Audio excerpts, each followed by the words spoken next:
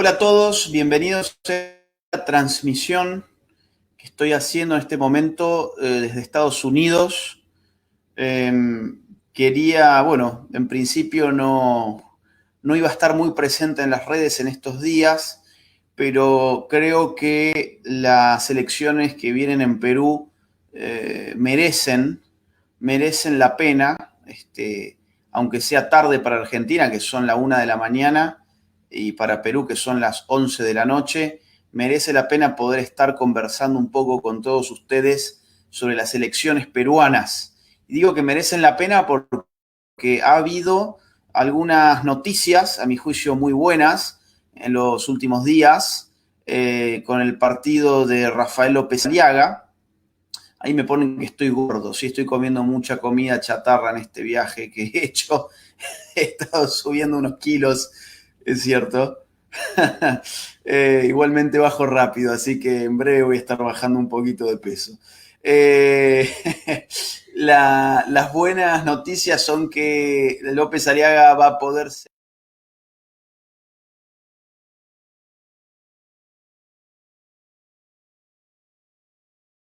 muteada. Antes que nada te aviso para que te Ya está, desmutes. ya Buenas está, ya está. noches.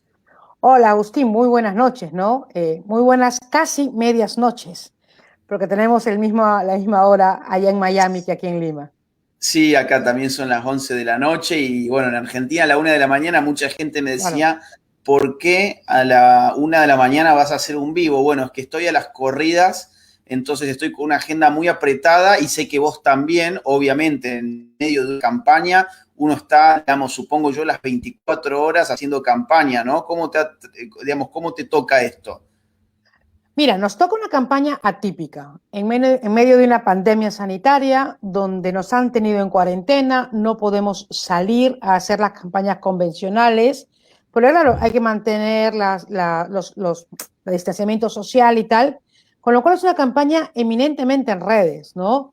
Y Sí. bueno, complicado porque son muchos programas, muchos debates, muchas salidas. Yo además también tengo un programa todos los días a las 8 de la mañana, intensa, porque hay que compatibilizar con el trabajo también. Ya empezó la universidad, yo soy docente universitaria, pero bueno, es lo que hay que estar y efectivamente, ¿no? Un poco tarde para algunos, pero hay que estar, ¿no? Es Mira, parte de la campaña. yo quería comentarle a la gente precisamente tu currículum, o algo de tu currículum, porque en verdad es un currículum extenso, y es que Juliana es licenciada en educación, además tiene un máster en familia en la Universidad de Navarra, donde yo estudié filosofía, así que tenemos allí, digamos, una universidad que nos une, y yo la conocí exponiendo en el Congreso de Perú, en una conferencia que dimos con ella, con Nicolás Márquez, Cristian Así Rosas, es. y me parece que también estaba Solari, puede ser que era el Solari, apellido. sí, Solari, sí, sí, así es. exactamente. Así que bueno, Así vos te es. estás sumando ahora a la política. ¿Por qué te metiste en política? Mira, porque somos compañeros de lucha, pienso yo, ¿no? La política, Creemos ¿por que qué? el Estado tiene, porque creemos que el Estado no se tiene que meter más allá de lo que le corresponde. Y en el Perú hubo un gran movimiento en contra de la inclusión de la ideología de género en el currículum. Dentro de esa batalla, yo jugué un papel importante. Nosotros fuimos los firmantes de la demanda contra el Estado y en ese proceso judicial pudimos contener durante 2 años y medio esta ideología de género. Al final, claro está, perdimos porque ya sabes cómo funciona esto globalmente, pero me siento en deuda con estos millones de padres que salimos a las calles a protestar y que estuvimos activamente tratando de defender nuestro derecho a dirigir el proceso educativo y a ser consultados. Entonces dices, bueno, es momento de dar un paso adelante, ¿no? En Perú, el tema de la política estos últimos años está muy manchado con la corrupción, muy manchado con políticos ineficientes que no están preparados, que tampoco tienen ideales y principios claros. Entonces te planteas, bueno, da un paso adelante, que no es fácil, ¿ah? No es una decisión para nada ni fácil ni cómoda, pero bueno, Rafael me llama y me invita hace unos meses Y yo le dije, bueno, déjame pensarlo, lo consultamos con mi esposo, lo conversamos y al final decidimos que sí, que vale la pena ocupar el espacio. Agustín, en la política los espacios nunca están vacíos. Si no Claro. los ocupa alguien bueno, los ocupa otra persona. ¿Qué es lo que ha pasado? ¿No? Muchas personas no preparadas, que además traen una agenda clara, con un financiamiento extranjero, y dices, paren, o sea, es momento de tener la valentía de entrar en política para que realmente las cosas funcionen bien. Y es así como me meto en política. Es así como te metes en política. Y hace un rato ponían ahí en el chat, estaba leyendo. No puedo poner todos los comentarios del chat en pantalla porque son un montón. Vamos a tratar de priorizar a los amigos que contribuyan aparte con el canal con los super chats, que están invitados a dejarlos. Y bueno, los que yo puedo ir poniendo en pantalla, así será. Pero había alguien que ponía ahí recién que el Congreso peruano se caracteriza precisamente por no tener propuestas. Y yo, por lo que conozco Perú, el Congreso, el Poder Legislativo, es una institución, es un poder que está muy deslegitimado, ¿no? Es decir, han tenido recientemente una especie de golpe institucional contra el Poder Legislativo que dejó afuera a todos los congresistas que un día llegaron al trabajo y se dieron con que eso estaba cerrado con llave, con candado prácticamente, y que se tuvieron que ir a su casa para no volver más. Después vino una nueva elección, que esto, si mal no recuerdo, fue en el 2020, a principios del 2020, me parece que Así es. en febrero del 2020, y estos mismos congresistas que ganaron en el 2020 quitaron al presidente peruano hace algunos meses y la prensa acusó un golpe de Estado a los mismos congresistas que habían sido escogidos hace apenas un año, que parece que eran unos dictadores, hasta que finalmente pusieron al presidente que a la prensa le gustó. Entonces, yo entiendo la percepción que tiene el peruano de que el Congreso está corrupto, de que el Congreso no tiene propuestas y que el Congreso digamos, es un conjunto de burócratas que solamente están ahí para cobrar un sueldo. En ese sentido, ¿cuál es la propuesta tuya? Digamos, vos tenés propuestas, supongo, para llevar al Congreso. Si Ajá. nos puedes comentar un poco de eso. ¿Y cómo Y ves además el Congreso, ¿no? El Congreso peruano. has hecho un análisis bastante sincrético de lo que ha pasado en los últimos 18 o 20 meses en el país. Pero es que además el Congreso siempre es la piñata de turno, o sea, se golpea al Congreso de tal manera que se focaliza la atención de la prensa y del ciudadano sobre los congresistas, dejando de lado la corrupción del Ejecutivo. Cuando es en el Poder Ejecutivo donde se manejan y se financian y se gasta el dinero público, las grandes corrupciones están ligadas directamente al Ejecutivo y además a determinados ministerios, como son pues el Ministerio de Transporte y Comunicación y las constructoras de las carreteras y los peajes, como son, por ejemplo, el Ministerio de la Mujer con toda la agenda pues de género. Entonces, por eso es que se golpea siempre al legislativo, porque es una forma de distraer muchísimo la atención del peruano de a pie.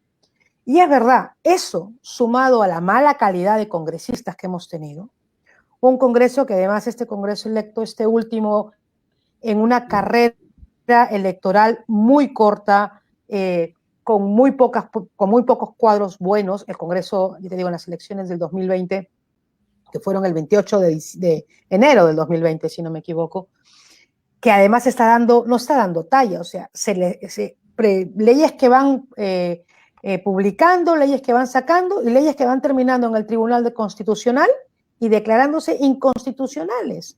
¿Por qué? Porque Claro. están haciendo populismo. Populismo, esa es la palabra, ¿no? Quedar bien con el votante sin tener en cuenta y tener la talla de estadista, ¿no? La preparación para entrar a hacer política no es fácil y se tiene que plantear de manera adecuada, ¿no? Entonces, en este sentido, yo sí llevo propuestas al Congreso. Yo además estoy en un partido político en el que me siento cómoda, porque otra de las cosas que también le pasa a la política peruana es que no hay institucionalidad en los partidos políticos, que los partidos políticos son vientres de alquiler de uno u otro candidato, ¿sí? Que no hay una línea ideológica detrás que lo defienda. Entonces yo me siento contenta, me siento cómoda en el partido en el que estoy llevo propuestas puntuales. La primera, además, una forma de englobar todas estas propuestas es establecer dentro de la política pública el enfoque de familia, ¿no? Tú lo has dicho, tengo un máster en matrimonio y familia por la Universidad de Navarra, entonces que me ha permitido a mí entender de manera interdisciplinar la importancia de la familia, no solamente en la crianza, sí, de las personas que uno podría decir en el ámbito privado, sí, pero también hay implicancias sociales, demográficas, económicas importantes, ¿no? Entonces, en ese sentido voy pensando en este enfoque de familia. Bien, te corto ahí un segundo porque quiero meterme más con el enfoque de familia, pero antes tengo que agradecer a Laura Villa, que ha hecho ahí su contribución para esta transmisión, y además leo un mensaje de Francesca con H, que dice: Agustín, te saludo con cariño, ojalá vengas a los Estados Unidos. Bueno, en este momento estoy transmitiendo desde Estados Unidos, pero mis próximos países en una gira que estoy dando serán Guatemala y República Dominicana. Quiero volver al tema del enfoque de familia y profundizar un poco más. Claro, el enfoque hegemónico en este momento es el enfoque de género, ¿no? El llamado enfoque de género, que es más preciso en verdad denominarlo ideología de género. Yo a veces interpreto que el enfoque de familia es la alternativa precisamente a la ideología de género. ¿Cómo definís vos el enfoque de familia? ¿En qué consiste? Mira, consiste en intentar, ¿sí? Dirigir la política pública en atención de todos los miembros de la familia, ¿sí? Porque lo que se está haciendo, no sé en Argentina, pero en el Perú, se atiende a los individuos, ¿sí? Descontextualizados de la familia. Se atiende a la mujer embarazada, se atiende a la persona con discapacidad, se atiende al adulto mayor, ¿sí? Se atiende al adolescente, pero no se atiende en ningún momento, ¿no?, el hecho de que todos estos individuos no van sueltos en la sociedad, Claro. sino que todos están inmersos en unas dinámicas familiares, ¿sí? Con familias con dinámicas distintas, con estructuras distintas, ¿no? Hay familias con disfuncionalidad, lo que tú quieras, ¿sí?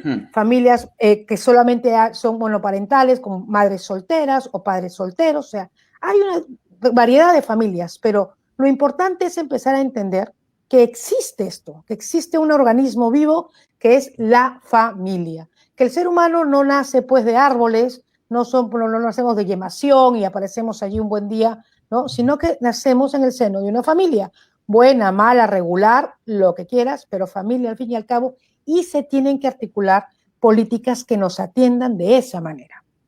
¿Por qué? Porque fortaleciendo la familia, Agustín, perdóname, si fortaleces la familia, fortaleces a la larga la idea de nación, la idea de país. Y eso es una cosa que no se está haciendo y que se tiene que hacer. Sí, y yo creo que se tiene que hacer porque este enfoque lo que hace es realmente empoderar al individuo, pero no como un átomo aislado en la sociedad, sino en su marco concreto de máxima confianza, que en principio, en un caso normal, es la familia. Evidentemente hay casos irregulares, hay casos atípicos donde la familia lamentablemente no es un espacio de contención, pero la institución familiar en términos generales por naturaleza es un marco de contención, de socialización, de estructuración de la psique e incluso de apoyo económico, ¿no? O sea, se cumple una serie de funciones en todos los órdenes de la existencia hasta que el individuo ya tiene una edad suficiente como para poder crear su propia familia, a su vez, ¿no? Pero nunca el individuo está por fuera de la familia. Esto es lo que hay algunos sectores que no lo pueden comprender y hay otros sectores que lo quieren destruir. Ahora, la pregunta de por qué se quiere destruir es porque destruida la familia hay una serie de funciones que se reconducen hacia el Estado. Esto es lo que los liberales muchas veces no lo ven porque ellos ven solamente el tema de más impuestos, menos impuestos. No sé si se me está escuchando porque veo que se tildó, ¿puede ser? A ver. Te escucho. Okay. Ellos, digamos, muchas veces encuentran que la libertad solamente tiene que ver con la libertad económica. Pero si vos destruís la familia, lo que estás haciendo es agigantar el Estado en múltiples sentidos porque vas a tener un individuo en una relación inmediata con el Estado. La familia mediatiza, es decir, genera un medio a partir del cual se frena la intromisión del Estado dentro de esa familia, ¿no? Tú lo has dicho claramente. Si no hubiera familia, para el Estado sería insostenible, ¿sí?, atender al ciudadano o al individuo. O sea, la familia da la crianza. Yo además lo puse en un tuit hace muchos años, ¿no? Y algo así era como, el Estado no gesta, no alumbra, no pare, no cuida, no amamanta, no alimenta a los niños o al ciudadano, lo hace la familia. Y allí donde no esté la familia, tendrá que entrar el Estado, tendremos que agigantarlo. ¿Para qué? Para que geste, para que cuide, para que alimente, para que amamante. No es posible, ¿sí? Es una desnaturalización del ser humano, pero sin embargo es lo que se pretende. Y se ha ido mellando poco a poco, muchas veces sin darnos cuenta, pero cuando uno amplía la visión, se da cuenta que efectivamente se enarbola las libertades individuales, perdiendo el sentido de hombre familiar. El hombre nace en una familia que es donde se sociabiliza en primer lugar, donde es además que se le atienden sus necesidades. Y Agustín, uno es quien es, ¿sí?, y es aceptado como es solamente en el núcleo familiar. Se te quiere por el que eres, sin ningún título, ni rimbombancia, ni cargo académico, ni nada, ¿no? Tú eres Agustín Laje y solo en tu casa y con tus padres se te atiende en tu total individualidad, ¿no? Y en tu total personalidad. Por eso es tan importante que esas familias sean fuertes, que esas dinámicas sean atendidas y que volteemos a verla como una aliada para un desarrollo social y sostenible. Mirá, voy a decirte algo polémico al respecto, pero antes voy a leer algunos mensajitos de gente que ha estado dejando sus superchats. Acá Resistencia Soberana dice, adelante Juliana y Renovación Popular, grande Agustín, ojalá podamos hacer una transmisión en vivo pronto, un abrazo. Un abrazo enorme para vos también y gracias por contribuir al canal y ojalá hagamos alguna transmisión, así será. Acá nos deja también un saludo Fami Católica. Por acá tengo algunos más, dame un segundo. Tania Quiroz manda un super sticker. Un abrazo grande. Acá desde Argentina, Aus, este año venite a Trelew, che, cualquier cosa tenés mi WhatsApp, jaja. Un abrazo a los dos. Francisco, un abrazo grande. Ojalá se pueda hacer algo este año.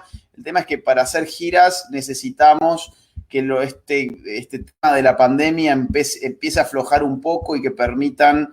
mira, te pongo un ejemplo. Ahora en Guatemala voy a ir a dar una conferencia en un salón que me parece que es para 1000 personas y solamente habilitaron 300 sillas. Entonces, alquilar un salón de 1000 sillas para usar 300 es incluso hasta quizás antieconómico, ¿no? Entonces, a veces no es rentable. Tiene mucho sentido. Diego dice, te apoyo desde Guatemala. Ahí vamos a seguir con el tema de la familia que me parece súper interesante y quería acotar algo más al respecto, pero acá hay alguien más que envió un sticker.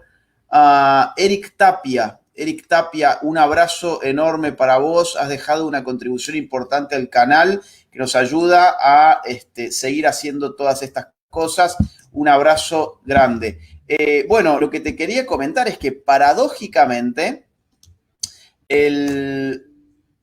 lo más próximo al socialismo, ya que el socialismo, entre otras cosas, detesta a la familia. De hecho, estaba leyendo el otro día un ensayo de Alejandra Kollontai que se llama El comunismo y la familia, del año 1921, o sea, ya tiene 100 años ese escrito, y donde ella llama directamente a sustituir la familia por el Estado, ¿no? Y digo, bueno, pero qué bárbaro, realmente el ideal socialista de igualdad, de a cada quien según su necesidad, en lugar de a cada quien según su capacidad o sus méritos, eso se da en la familia y nada más que en la familia. En la familia es donde el padre no está midiendo criterios mercantiles, digamos, para ver qué apoyo le da a su hijo, ¿no? No es que le dice a uno, bueno, mira, vos te sacaste un 10, hoy entonces vas a tener el mejor plato de comida y tu hermano se sacó un 6, entonces a él le vamos a dar, bueno, un 40% menos de comida. Eso no existe. O sea, y si existe, y lo veríamos como completamente injusto, porque en la familia el lazo social es tan fuerte la afectividad que existe que uno no utiliza una lógica utilitaria ni mercantil para estructurar esas relaciones. Entonces, en la familia uno vive lo más parecido a una distribución socialista de los bienes materiales y De los recursos. de los Así recursos. es. Exactamente. Así es. Ahora, curiosamente, los socialistas que quisieran hacer de la gran sociedad una familia en grande, lo cual es imposible porque a la gran sociedad no la atan esos vínculos, y ahí está el chiste, ¿no? La gran sociedad no está atada por esos vínculos afectivos. Entonces, con los desconocidos, yo sí que pongo en juego cálculos económicos para distribuir, pagar más, pagar menos, etcétera. Ahora, pero con un hijo, con un hermano, uno no hace eso. Ahora, esta misma gente que quiere para la gran sociedad una familia en grande, quiere para la familia verdadera la destrucción total. Y por otro lado, el sector, digamos, liberal, con el cual yo estoy bastante desencantado, entiendo que mira a la familia como una cosa que no tiene demasiada importancia porque para ellos el individuo es básicamente Robinson Crusoe, un tipo que llegó a una isla desierta y que tiene que hacer el mundo desde la nada, siendo el único y su propiedad, como había un libro anarquista de hace algunos siglos titulado en ese sentido. Entonces, el enfoque de familia me parece súper interesante para ser llevado a cabo como política pública para reforzar a las familias y restarle poder al Estado. Ahora, ¿qué política concreta podés llevar adelante el enfoque de familia? Aquí hay que, yo tengo, la primera propuesta tiene que ver con familia y empresa y la realidad económica de Perú, ¿sí? Que no es la misma que en otros países de la región. Y es que en el Perú tenemos que se mueve, la economía la mueve lo que se llama el emprendimiento, ¿sí? Y el emprendimiento, pues, es esa masa laboral, ¿sí? Que el peruano pone el criterio para manejar y producir sus ingresos de manera independiente, el emprendedor. En el Perú, además, hay una particularidad respecto del capital que se mueve. El 80% del capital que se mueve en el Perú es capital que le pertenece a una familia, a la familia, ¿no? O sea, es un capital familiar. No es un capital corporativo, no es un capital extranjero, es un capital familiar. Es decir, la familia hace unos ahorros, ¿no? Se capitaliza y con este capital lo intenta trabajar de manera que emprende, ¿sí? Un negocio. Y bueno, pues intenta que le vaya bien. Y digo que intenta porque hay otra realidad anexa al emprendimiento familiar, al emprendimiento general en el Perú, y es que los emprendimientos en el Perú no duran más de 3 años. Es decir, que al cabo de 3 años te has descapitalizado, estás otra vez endeudado y tienes que, bueno, pues vivir del préstamo, del crédito, hipotecar cosas, es decir, te mantienes en este círculo que no te deja despegar. Esto sumado a que el emprendimiento en el Perú vive en la informalidad. No tributa, no tiene seguridad social, no tiene beneficios, no tiene pensión, no tiene FP, no tiene nada, vive en informalidad. ¿Cómo hacemos para atender esta situación variopinta? Yo aquí es donde intento, ¿no?, tener una política pública directa con enfoque de familia. Hablo de los emprendimientos familiares. Es decir, que se establezca una figura jurídica del tema, así como están las MIPES y las microempresas y las pequeñas empresas, bueno, pues establecer lo que son empresas familiares, los emprendimientos familiares, con una chaqueta jurídica única y que tenga además una escala tributaria distinta. ¿Por qué? Porque tenemos que intentar proteger ese capital familiar, para que ese capital no solamente pueda prosperar, ¿no? Ahora, estas protecciones van a ser en un proceso paulatino. Al principio con exoneraciones tributarias, como lo hacen para cualquier MIPE, ¿sí? Sí. Extender las exoneraciones un poco más de tiempo, atendiendo además a la pandemia, y luego un acompañamiento real para su formalización. Porque estos emprendedores no necesariamente son eruditos en lo que hacen y necesitan aprender cómo manejar una empresa, cómo dirigirla. Entonces, que se dé esa capacitación, ¿sí? Porque además pasa mucho que se mezclan los dineros, ¿no? El capital, ¿no?, entra como gasto corriente al gasto familiar y luego pues ahí hay una pérdida. Hay que formar a este emprendedor. Y luego el último paso recién es la constitución jurídica para que pueda tributar. Claro. Hoy por hoy lo que pasa es que es todo al revés. Primero te formalizas, luego primero tributas, luego te capacito y al final te quiebro, ¿no? O sea, lo más importante para el Estado hoy es sacarte, digamos, plata para que se vaya en impuestos, ¿no? O sea, pagar los impuestos y después si te quebrás, bueno, mala suerte, ya me pagaste.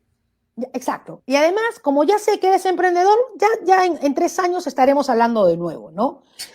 ¿Cuál es el problema? El problema es que el capital es familiar. El problema es que el impacto a la familia nuclear es importante y no permite este desarrollo social y sostenible que queremos. Entonces, claro, la gente dice, en el Perú hay dinero, hemos mejorado, hay más dinero, pero las familias no salen a flote. ¿Por qué? Porque no se está cuidando el emprendimiento que tienen como un instrumento de recurso. O sea, la formalización solamente es del 20%, pero sin embargo nuestra economía crece.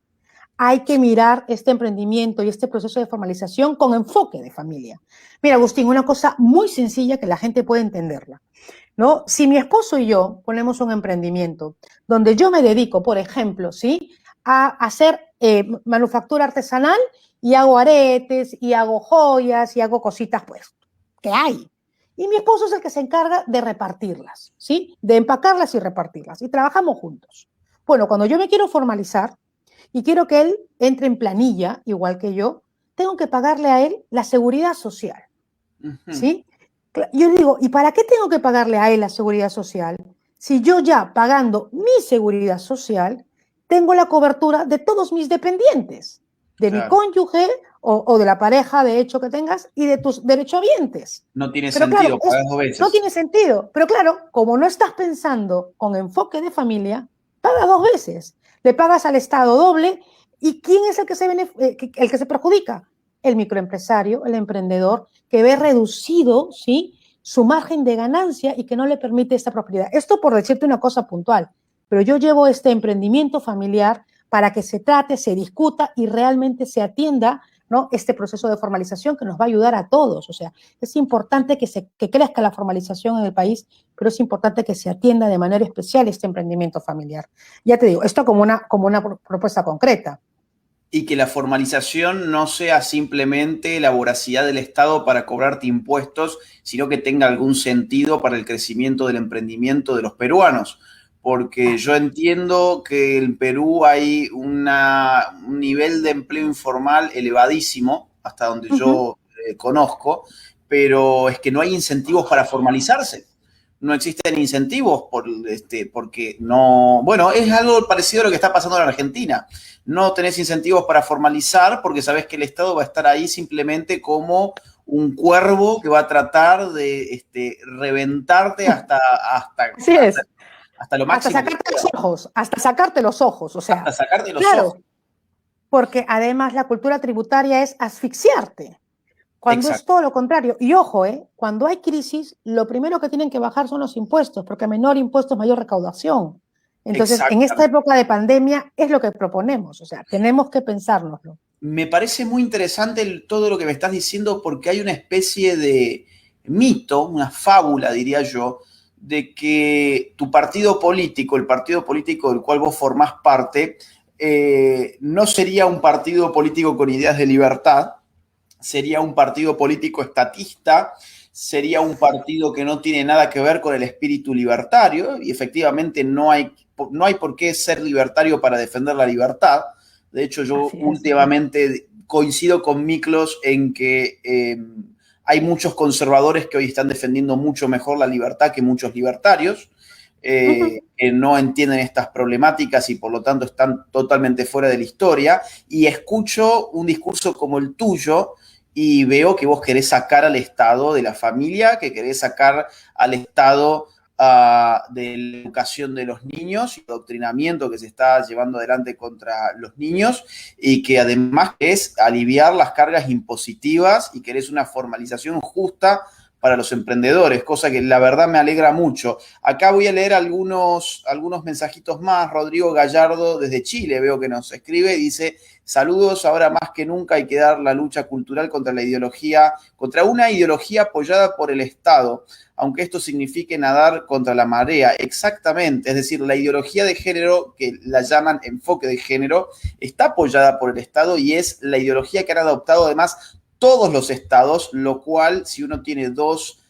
gramos de neuronas por lo menos, debería darse cuenta que no todos los estados, por casualidad, llegan de un día para otro a adoptar exactamente la misma ideología. Es que por encima de los estados, a su vez, hay un poder que no hemos escogido, ninguno de nosotros, ningún ciudadano ha votado por esa ideología, sino que es la que se ha impuesto en todas partes. Ricardo Castro también manda un saludo, un abrazo grande. Vamos a ver qué otro mensajito tenemos por acá y ya te doy una opinión también de lo que estábamos conversando.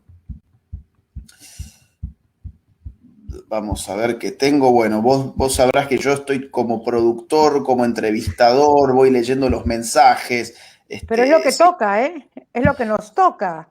Mirá, o sea, si esto fuese un circo, yo sería, esto alguna vez se lo escuché a Nicolás Márquez, si esto fuese un circo, yo sería algo así como el dueño del circo, el que te vende los tickets, el que hace los malabares y la mujer barbuda, digamos. Sería todo al mismo tiempo. Bueno, y luego el que tiene que limpiar todo y poner en orden para la próxima función, ¿no? Exactamente, exactamente. Henry dice, hola Agustín, espero que puedas venir a apoyar a Rafael Aliaga en la última etapa. Mirá, te cuento que yo tenía todo el interés de hacerlo porque ustedes saben que yo no estoy en política, pero no soy tonto, es decir, sé que los cambios vienen a través de la política y valoro mucho a la gente que sí está en política y que sí tiene esa vocación. Yo creo no tenerla, o no lo veo por ahora, pero entonces yo lo que trato de hacer es de apoyar a las personas que sí tienen esa vocación y que yo entiendo que son necesarias para la política. Y en este caso, por supuesto, el partido de ustedes. Y bueno, López Aliaga, a mí habíamos hablado un poco de poder ir en algún momento, a ver cómo marchaba todo, a dar una mano con lo que se pudiera, etcétera, pero finalmente la pandemia no, digamos, hay una disposición en Perú de que uno tiene que llegar y hacer 14 días de cuarentena o algo parecido, entonces la verdad es que no tiene sentido. Bueno, May acá manda un super sticker, un abrazo grande, así que por ahora Perú no puedo ir, por ahora no está en agenda, pero bueno, voy a estar haciendo fuerza a través de Zoom y de todas estas tecnologías. Entonces, sigamos un poquito adelante. Vamos con el enfoque de familia en temas educativos. Ya algo hemos hablado en términos económicos y educativos. ¿Cómo viene el tema de ideología de género y qué se puede hacer desde el Congreso? Mira, yo aquí te voy a dar, igual tú, hombre, estás un poco lejos y estás metido en la gira esta en Estados Unidos, pero hace 3 días o 2 días se aprobó aquí en Perú lo que se llama el protocolo para la aplicación del enfoque de género en la formación inicial y la capacitación docente. O sea, se están invirtiendo ahora millones ¿en qué? En que las currículas de los institutos pedagógicos y de las escuelas normales donde estudian los docentes se les dé enfoque de género. Que los docentes se gradúen, o los futuros docentes se gradúen, utilizando el desdoblamiento del lenguaje con las y los cada vez que salga, cosa que es que yo no me imagino a un profesor de comunicación, o sea, que enseña lengua castellana, hablando mal, contradiciendo a la RAE, ¿no? A la Real Academia de la Lengua Española. Y esto solo es dable, lo hemos dicho muy claramente, por el imperio de la ley, es decir, porque el Estado se mete y lo pone por escrito, ¿no? Lo obliga. Mira, es tan lesivo este protocolo que además en una de sus recomendaciones para aplicar está que se haga una vigilancia activa, ¿sí? Es decir, la Gestapo del género, sí, ¿no? Ya es el colmo, pero es que a ese nivel estamos. Esto en el nivel, ya que el nivel educativo lo hemos perdido en cuanto al currículum de educación básica, pero como no es suficiente tenerlo en la currícula, es necesario ideologizar y adoctrinar a los profesores. Se aprueba este protocolo hace unos días. Lo sorprendente, Agustín, es que aquí en el Perú tenemos un déficit de infraestructura educativa. Nuestros maestros no son bien pagados. No se nos han traído las tablets prometidas para los alumnos. No hay una plataforma virtual para una educación de calidad. No se ha capacitado a los docentes en las tecnologías de comunicación, pero sí se va a invertir en el protocolo del género. ¿Dónde están las prioridades, no? Entonces, en este sentido, nosotros, ¿no? Desde Renovación Popular lo tenemos clarísimo. Este enfoque de género tiene que desaparecer, se tiene que repensar creemos que hay que entablar un enfoque, ¿sí?, de igualdad de oportunidades y complementariedad, y además a la vez instaurar este enfoque de familia. Mi propuesta concreta en el tema educativo es la siguiente, fíjate. Está muy claro, ¿no? Lo reconoce la Constitución, los tratados internacionales, la Ley General de Educación en el país, bueno, la ley natural, ¿sí? ¿Quiénes son los primeros educadores de los niños? Los padres de familia, ¿sí? Los padres de familia tenemos el derecho de educar a nuestros hijos, además respetando nuestras convicciones y creencias, ¿sí? Cosa que si un niño nace en una familia socialista, los padres tienen todo el derecho de educarlos diciendo que Carlos Marx era un héroe, ¿no?, global. Y está en su derecho. Luego crecerá y cuando madure se dará cuenta que es una gran mentira. Pero los padres tienen derecho a educarlo en eso, ¿sí? Un niño que es criado en el Islam, tienen sus papás todo el derecho de formarlo en el Islam. ¿Está Totalmente. claro? Entonces, pero sin embargo, esto que es claro, la ley de educación, ¿sí?, en el Perú, dice que hay que consultar la política educativa con la comunidad educativa. ¿Quiénes son miembros de la comunidad educativa? Los maestros, los directores, ¿sí?, los administrativos y los padres de familia, ¿sí? Nosotros conformamos la comunidad educativa, es decir, nosotros tenemos que ser consultados para hacer la política pública educativa, cosa que no se ha hecho. Por eso se nos ha metido la ideología de género en el currículum, sin consulta previa, sin que pudiéramos hacer nada más que judicializar la causa, dar la batalla legal, perderla, porque ya sabemos cuál es la agenda global, ¿sí? Pero claro, ¿cómo corregimos esto? Y aquí va mi propuesta.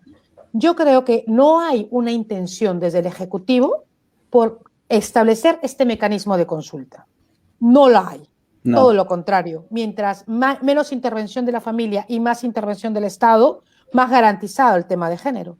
Por eso yo llevo, ¿no?, una de mis propuestas es establecer por ley el mecanismo de consulta a los padres de familia, ¿sí?, en la política pública educativa. Hay que consultarle a los padres de familia. ¿Cómo puede darse ese mecanismo de consulta? Porque además una cosa que te dicen es, a los padres no les interesa, los padres no están organizados, ¿no? Como si nosotros pues quisiéramos, no sé, estamos esperanzados en que el Estado críe a nuestros hijos y se los damos, no lo sé, pues como una silla, cosa que no es real, pero que sin embargo nos quieren hacer creer. Y aquí analizamos muy bien la realidad en el Perú. En el Perú pasa que en los colegios públicos el Estado nunca llega a pintar las aulas, a arreglar las carpetas, ¿sí?, a darle el mantenimiento. ¿Eso cómo se hace? Se hace a través de las asociaciones de padres de familia, de las APAFAs, que se organizan, hacen una actividad de dinero, una rifa, profundos, tal, y adecúan el colegio. Es decir, sí hay una organización detrás de los padres de familia. Al Estado le encanta apoyarse en las APAFAs para que pinten, para que arreglen, para que gasten el dinero en eso que ellos deberían hacer y no hacen, pero no nos quieren utilizar esa misma organización para consultarnos la política pública. Entonces yo creo que para... Dime. No, básicamente lo que hacen con las iglesias. Les encanta que las iglesias estén allí para tapar los huecos que ellos tienen, haciendo caridad desde la iglesia, apoyando a la gente que no tiene techo, teniendo comedores para gente pobre, para niños y demás, pero después te dicen, no, pero este es un Estado laico y no tiene nada que ver con nosotros, pero los políticos después están rogándole a las iglesias que intervengan cada vez que aparece una catástrofe natural, cada vez que tienen que recurrir a ellos para que llegue un comedor a una zona marginal o que llegue una escuelita a una zona marginal y así sucesivamente. Tal cual. Lo mismo pasa con los padres de familia, ¿no? En lo que nos tienen que llamar, que es para consultar la política pública, oye, para que nos digan, ¿sabes qué? Nosotros queremos darle esta educación a tus hijos. ¿Estás de acuerdo o no? Mira, no estoy de acuerdo, ¿no? Es más, yo tengo esta visión, porque además pasa una cosa muy interesante en nuestro país. Nuestro país es multicultural, es decir, y además tenemos una diversidad geográfica muy grande. Las necesidades de la población en Puno, al sur del país, no son ni remotamente parecidas a las necesidades que viven las familias en el norte del país, en Piura, ¿sí? Con lo cual, no se están atendiendo de manera concreta porque ni siquiera las conocen. Si les preguntamos a los padres de familia qué quieren para la educación de sus hijos, cuál es la cosmovisión que tienen para el perfil del educando, para este ciudadano del Perú en el mañana, estoy segura que se enriquecería muchísimo y se podría hacer algo que tampoco se quiere hacer, y es una educación regionalizada, es decir, que atienda las necesidades y que no haya ese centralismo, porque esa es una cosa que también pasa con la izquierda. La izquierda es centralista, es totalitaria, quiere un aparato público gigante, un leviatán del Estado que no te permita moverte en libertad. Por eso Así tampoco nos es. preguntan. Así es. ¿No? Mira, acá le mando un abrazo a Víctor López, que ha mandado también un super chat, a Wilhelm Whitman, un abrazo grande, gracias por las contribuciones. Y yo te quería comentar algo que me ha quedado de lo que me dijiste recién, porque veo la similitud con Argentina y con el resto de los países donde se ha aplicado el mal llamado enfoque de género en la educación, en lo que mal se llama educación sexual integral, donde les enseñan de todo menos educación sexual, donde directamente los adoctrinan en ideología de género. Y es que en Argentina, por ejemplo, también existió esta disposición que estaba articulada en la propia Ley de Educación Sexual Integral, en la cual se le pedía al Estado que cada 6 meses monitoreara el avance y el efectivo cumplimiento de la educación sexual integral en todos los colegios del país. Entonces, cuando yo le explicaba a, bueno, los padres de familia qué significaba esto, básicamente les ponía el siguiente ejemplo que es exactamente lo que ocurre. Y es que el monitoreo de los burócratas del Estado no va a pasar por si tu hijo sabe cuánto es 2 más 2, si sabe sumar, restar, multiplicar, dividir. No les interesa. No les interesa si tus hijos saben de ciencia. No les interesa si tus hijos saben a leer y escribir, no saben si tus hijos tienen distintas capacidades que se supone que la instrucción pública de las escuelas debería brindar. Lo único que le interesa al Estado en este momento en materia educativa es si tu hijo piensa que el sexo se puede cambiar, si tu hijo celebra la banderita multicolor y si tu hijo aplaude la homosexualidad. Eso es todo lo que realmente hoy al Estado le interesa. Mientras tanto, voy a un dato peruano,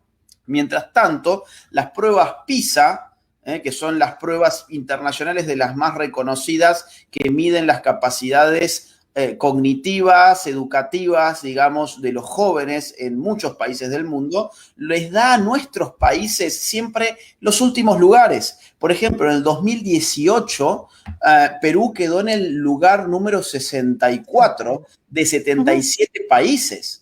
64 de 77 países. Le fue pésimo en ciencias, le fue pésimo en matemática, le fue pésimo en lengua, le fue pésimo en todo lo que un padre manda a su hijo al colegio para que le enseñen precisamente eso. Y ahora bien, vos tenés a los burócratas preocupados de si tu hijo habla con lenguaje inclusivo, si cambia la O y la A por la E, y si tu hijo cree que la marcha del orgullo gay es algo fabuloso, de lo cual vale la pena participar. Entonces, esta es la realidad adoctrinante y me parece espectacular que vos y tu partido se paren frente a eso, ¿no?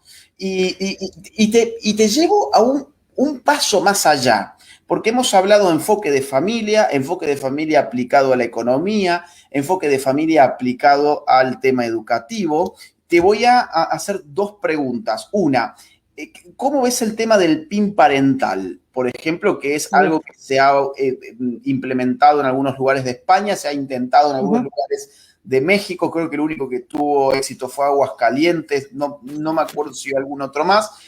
Y en segundo término, te quiero preguntar por las ONGs. Si vos tendrías algún proyecto o estás pensando algo para por ahí tratar de limitar lo que es el financiamiento internacional a toda esta agenda. Mira, yo te contesto las dos, pero antes solo darte un dato preciso. Hoy por hoy en el Perú, solamente 2 de cada 10 niños, o sea, solo 2 de cada 10 niños terminan el colegio con comprensión lectora satisfactoria.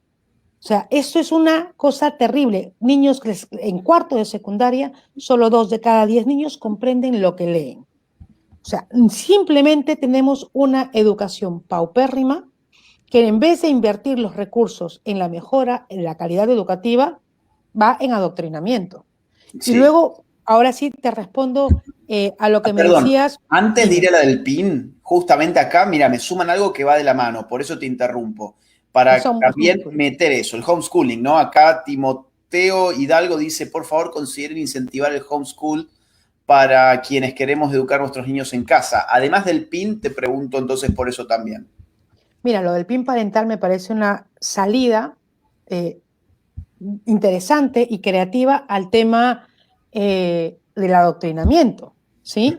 Pero es que, claro, aquí hay una gran diferencia, que en España la ideología de género no la han puesto de manera transversal, ¿sí? Sino que te ponen, pues, el curso de educación integral, de educación sexual integral, entonces te juntan el adoctrinamiento o te lo colocan en una única asignatura. Y entonces el padre de familia le dice, mira chico, no vayas, ¿sí? No asistas a esta clase o no asistas a este taller, ¿no? En aras a la libertad que tienen los padres de familia. ¿Qué pasa en el Perú? En el Perú, al haberlo puesto en un enfoque transversal, quiere decir que toda actividad educativa tiene que tener enfoque de género.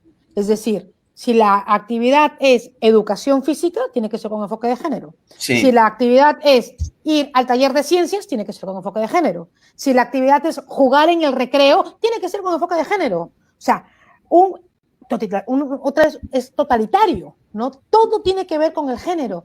Por favor, dejen a los niños ser niños, ¿no? A mí me sorprende muchísimo. Yo tengo 9 hijos, Agustín, con lo cual ya verás la de cumpleaños que tengo encima y la de reuniones con niños que tengo encima, ¿no? Te das cuenta que lo natural es que los chicos, ¿no? A ciertas edades estén entre ellos, pues confabulando, conversando, ¿no? Hablando hoy por hoy, pues de las cuestiones de internet y de los gamers y no sé qué. Y ves a las niñas que están en una onda totalmente distinta, ¿sí? Donde a ellos les importa, perdóname el francés, un pepino, ¿sí? El enfoque de género y que sabes que, mira, en cada grupo tiene que haber paridad y alternancia y vamos a hablar, no, o sea, eso es totalitario. El PIN parental me parece que es una muy buena salida para ejercer esta patria potestad, que es lo que se nos está arrebatando a los padres. O sea, a fin de cuentas, lo que está pasando en estos países es que el Estado le quita al padre de familia la posibilidad de educarlo según sus convicciones y creencias. Es decir, el Estado se está apropiando, ¿sí?, de los niños. Es un estatismo del niño. O sea, esto, ¿sabes qué? Se parece muchísimo a la China comunista o a la Rusia, ¿no? O a la Cuba, donde el Estado te va a decir qué estudiar, a qué dedicarte y cómo hacerlo independientemente de las libertades personales. Entonces, es un triunfo que se logre, pero me parece que, claro, hemos perdido. O sea, para llegar a un PIN parental quiere decir que no se dieron las luchas adecuadas en su momento. Y esto sí es grave, y yo creo que en el Perú estamos a tiempo de revertir todo esto, estamos a tiempo de no llegar a estos extremos, ¿no? Y luego el tema del homeschooling me parece extraordinario, ¿sí? Yo tengo un par de amigas, bueno, que de verdad hacen homeschooling en el Perú, no está promovido, la legislación es bastante vaga en este sentido. A mí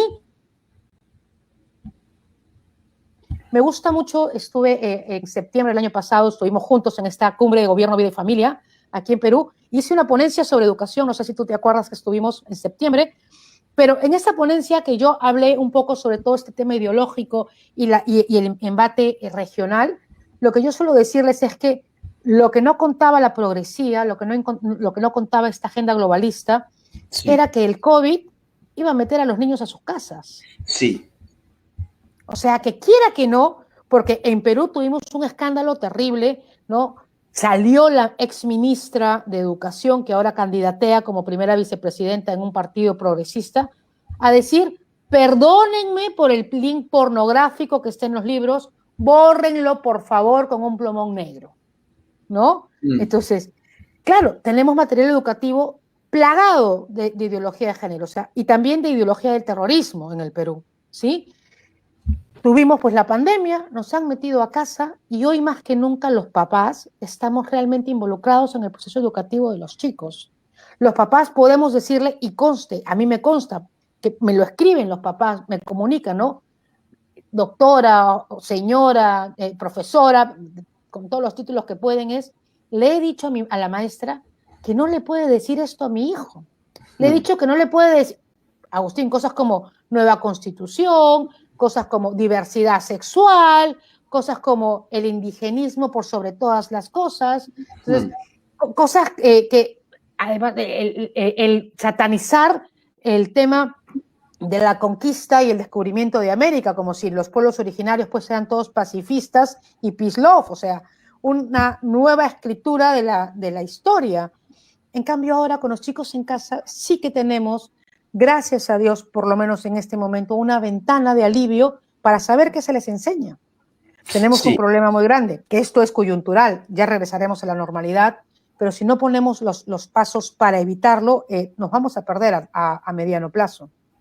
Bien, yo aprovecho para mandar un saludo a César Torres y a ver, César, no tengo el mensaje para ponerlo ahora aquí porque vienen tantos mensajes que ya quedan arriba y ya no se pueden poner en pantalla, pero dice lo siguiente: un mensaje para juventud, consejo para combatir estas ideologías, propuestas progresistas, es un tema que se va metiendo poco a poco a la política y se debe frenar antes que sea tarde. ¿Cómo hacer entender a mis contemporáneos sus 20 segundos? No entiendo muy bien a qué se refiere, pero lo que hay que hacer es lo que está haciendo en este momento Juliana y el partido en general, que es que los que tienen vocación política, que, bueno, dejen de perder el tiempo y se metan allí, y los que no tienen vocación política, como es mi caso, ayudar desde afuera, que hay muchas formas de ayudar, no solamente uno tiene que ser candidato a algo o militante en la calle de un partido, pero si te gusta el partido, además de ir a votar el día de la votación, militalo a través de las redes sociales, háblalo con tu familia, comenta sobre esta opción. Lamentablemente, nuestra gente es gente muy buena, pero es gente muy despolitizada. Es gente que ha estado siempre muy fuera de todo eso. Mira, te cuento algo que me ha sorprendido bastante, si bien ya lo esperaba, pero me sorprendió verlo materializado de esa forma. Hace algunos meses se hizo una encuesta dentro del sector provida a la gente provida en Argentina, porque creía que el aborto se había frenado en el 2018. Y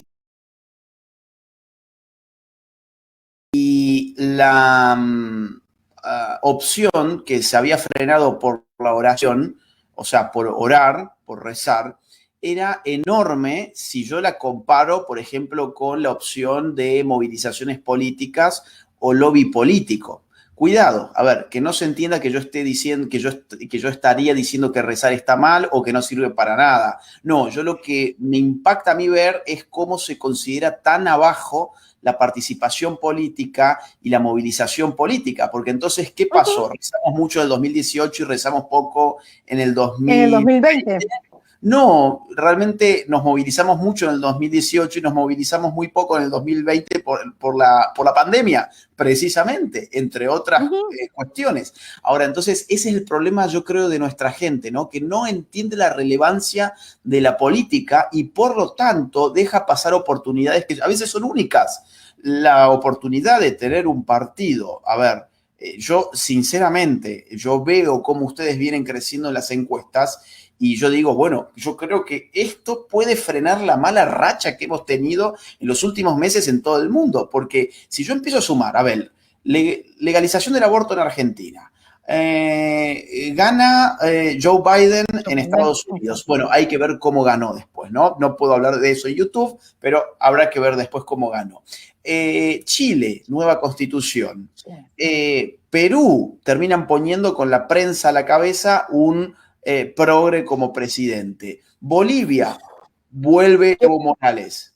Más que progre, Sagasti es comunista. Es comunista. Tú no has escuchado las últimas declaraciones respecto a las vacunas, que ha dicho que el sector privado no colabore con las vacunas y que aquí se tienen que vacunar los ricos y los pobres en la misma forma, y entonces que todos nos muramos esperando las vacunas, aunque puedas tú conseguirlas a través de la empresa privada y formal. O sea, una cuestión comunista totalmente, ¿no? Y a la baja.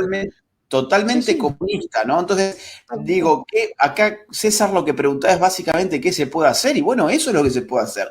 Votar el día de las elecciones, informate, conocer a los candidatos. Yo no estoy diciendo vayan a votar sí o sí por los amigos de Renovación Popular. Oh, bueno, esto es una propuesta de mi canal, después cada uno sabrá a quién vota o a quién no vota, ¿no? Sí. Pero si te gusta esta propuesta, no simplemente la agotes en tu voto, militala en tus redes sociales. Si este video lo consideras importante, no te cuesta nada copiar el link y pegarlo en tus redes sociales para que más gente pueda verlo. Entonces hay muchas cosas, en verdad, muy chiquitas y además gratuitas que se pueden hacer. Leo un mensaje más. María Julia Santillana Salinas, un abrazo grande. Gracias por la colaboración y dice lo siguiente. Juliana, sería bueno Rafael y las congresistas mujeres comuniquen su visión sobre la mujer. Te lo digo por la contracampaña que están haciendo, sacando de contexto algunas charlas de algunas postulantes al Congreso. Yo no estoy al tanto, si vos querés responder. Mira, yo te cuento y te lo pongo un poco al tanto, ¿no? La vicepresidenta, la que está en candidata a la vicepresidenta, dio una charla en un contexto determinado. La izquierda, que es, y los progresistas, que son muy, muy buenos en este haber, cogen 20 o 30 segundos de la charla y la ponen, ¿no? Sí. Lamentablemente, la vicepresidenta utiliza una metáfora que no es la más adecuada y califica a las mujeres que solo ponen en valor el tema del trabajo por fuera como abuelas terroristas. A mí sí me parece una metáfora inadecuada y poco empática con las víctimas del terrorismo. Pero si uno escucha en totalidad los 2 minutos alrededor de este corte, se escucha claramente que lo que la candidata dice en su momento es, ojo, las mujeres, sí, que quieran trabajar, pues que trabajen, pero las mujeres que se dedican a lavar platos también son dignas, ¿sí? Y en un país como el mío, donde hay millones de mujeres que no han tenido acceso a la educación y que han sacado adelante a sus familias, ¿sí? Trabajando dignamente en las labores del hogar, no tienen perdón de Dios creer que esas mujeres valen menos, ¿no? Entonces, en esta batalla se ha descontextualizado. Ya te digo, a mí me parece que la metáfora es la inadecuada, pero el mensaje de fondo que lleva el partido, ¿cuál es? Es que la mujer vive en libertad, que la mujer que quiera trabajar, que trabaje, que la mujer que quiera trabajar y sacar una familia, como es mi caso, ¿no? En la academia, con los estudios y con 9 hijos, que tenga esa libertad para hacerlo y ese apoyo con políticas de conciliación. Y que las mujeres que no quieren trabajar, pues que también se queden en su casa y se viva con dignidad, ¿sí? Y que no sean tampoco menospreciadas. Es decir, que la labor de la mujer es dignificante en cualquiera de sus esferas, que eso no lo pregona el feminismo, ¿no? Exacto. El feminismo lo que quiere es que tú pues vivas solo en la esfera pública, que reniegues de la esfera privada y de la maternidad y que menos contraigas matrimonio y formes una familia. O sea, totalmente. La idea es todo lo contrario, es que las mujeres nos desarrollemos en libertad donde quisiéramos estar y que el Estado, por su lado, cumpla con su rol subsidiario, potenciando políticas de conciliación que nos permitan a las mujeres poder desarrollarnos donde querramos. Entonces, ese es el sentido, ¿no? Porque sí es verdad, Agustín, y esto lo dice la demografía, no lo digo yo, no lo dice Renovación Popular, ¿sí? El retraso, ¿sí? de la natalidad en los jóvenes es muy grande. Cada vez se retrasa más y esto está afectando directamente a las poblaciones nuevas, ¿no? Vivimos un invierno demográfico globalmente, ¿sí? Cada vez las mujeres tienen los hijos mucho más mayores, cada vez se tienen familias mucho más cortas, los índices de reemplazo generacional en el Perú están en el 2023, llegan a su límite, ¿no? Se estima que para el 2070 en mi país la pirámide demográfica se haya invertido ya y tengamos una sociedad envejecida, no sé cómo está la Argentina, en España esto es crítico. España tiene el índice de reemplazo generacional más bajo de toda la Unión Europea y realmente en poco o nada van a tener una crisis económica muy grande. Sobreviven de cierta manera por los migrantes que realmente les traen conflictos sociales mucho peores que los conflictos económicos. Entonces, este tema es importante verlo. Cuando uno habla de la protección a las familias, ¿sí? Y las políticas de familia se hacen en torno a ¿qué? A evitar este invierno demográfico, a evitar que luego las generaciones, las de mis hijos, no, las de mis nietos, tengan que cargar, ¿sí?, con un peso por encima de una población envejecida que no van a poder, ¿sí?, poder darles pues la seguridad social, no le van a poder dar la atención en salud, no van a poder tener la sociedad de bienestar, porque la masa obrera, la gente obrera es muy poca, es muy poca. Y una de las cosas que también pasa en estos países donde hay inviernos demográficos es que el capital humano, el tema de la innovación, se ve disminuido,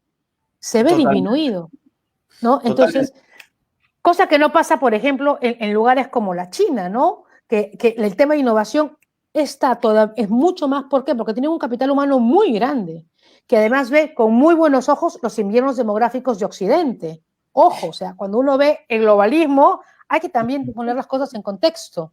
Bueno, yo ahí, digamos, sumaría también eso, ¿no? O sea, estos inviernos demográficos a mí me parecen que son producto de una ingeniería cultural y social que se ha venido pergeñando desde hace muchas décadas ya, y que tienen, digamos, un punto de inflexión global en lo que fue las conferencias del Cairo de 1994, que supongo que vos las tenés clarísimas como máster en familia, donde la ONU le pidió y comprometió a prácticamente todos los estados del mundo a que redujeran la natalidad, básicamente, ¿no? Eso, o sea, eso es Cairo, y luego viene al año siguiente Beijing con la mujer y los temas de género ya como agenda global. O sea, claro, pero interrelacionado. Ahí, exacto. Exactamente. Estas dos conferencias son las que hacen este engranaje perfecto, ¿no?, de esta agenda globalista que se implanta sistemáticamente en todas partes. Y hay que, como tú lo decías hace un rato, ¿no?, tener muy pocas neuronas, ¿no?, muy poquitas para no verlo. Sí, incluso yo, digamos, cuando uno revisa esos documentos de 1994, yo me he dado con una cosa muy interesante, que es que entre las medidas aparece la legalización de todos los métodos de la llamada salud sexual y reproductiva, que es un término que a veces pensamos que es muy de hoy, pero en verdad es muy de ayer, digamos, no es un término nuevo. Esto se lo inventaron ya en épocas de Rockefeller, en los 70, para llamar amistosamente, entre otras cosas, a las políticas abortistas.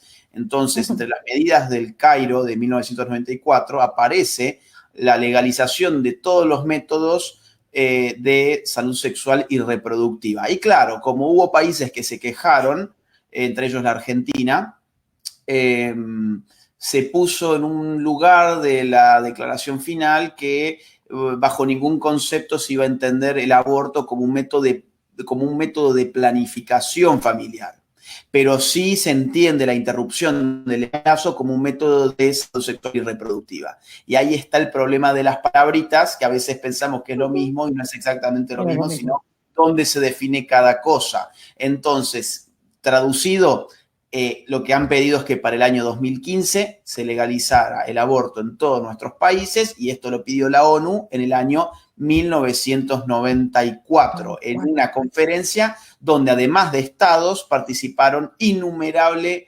cantidad de ONGs que están metidas en este momento en nuestros países, y por eso ahí te salto a la otra pregunta, que era ¿qué hacemos con estas ONGs que traen ingeniería demográfica, ¿no?, con capitales extranjeros?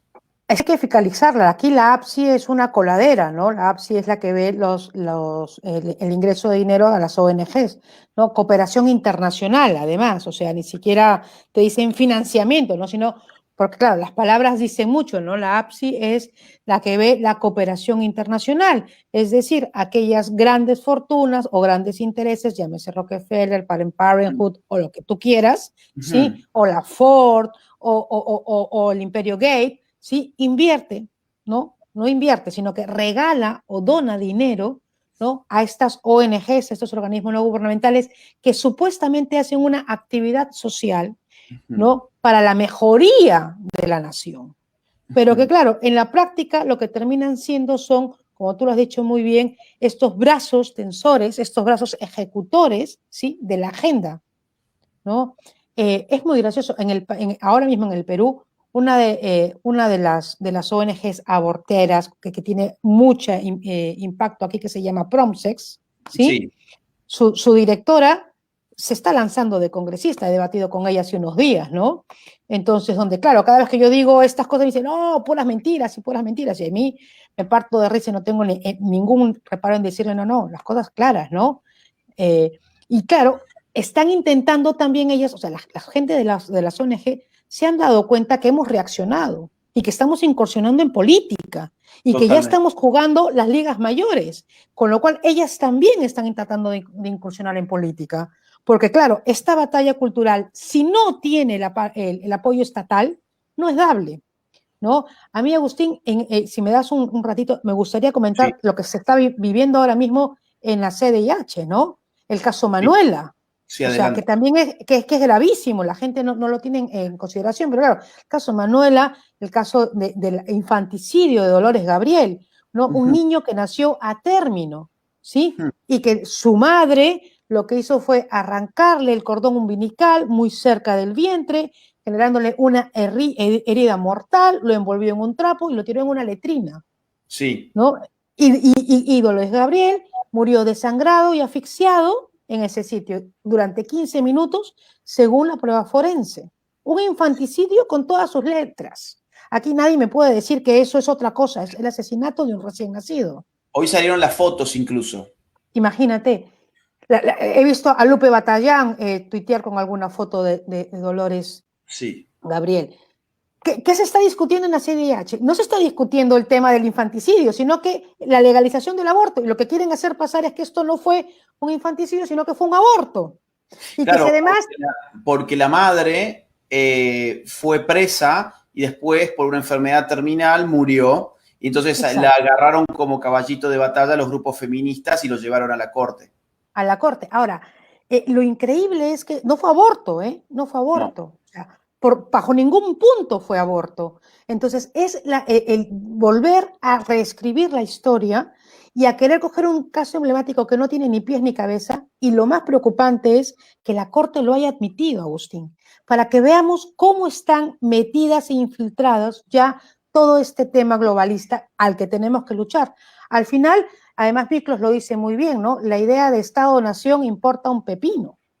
O sea, la idea de la soberanía de las personas no es necesario. O sea, la idea es aplastar con esta aplanadora. ¿Dónde se forja la idea de nación, de patriotismo? En las familias. Claro. ¿Sí? En las familias, una persona sí reconoce su identidad. El ser hijo de, la identidad parental, el ser hermano de, la identidad filial, el nacer en un país determinado, la identidad de patria se construye en las familias.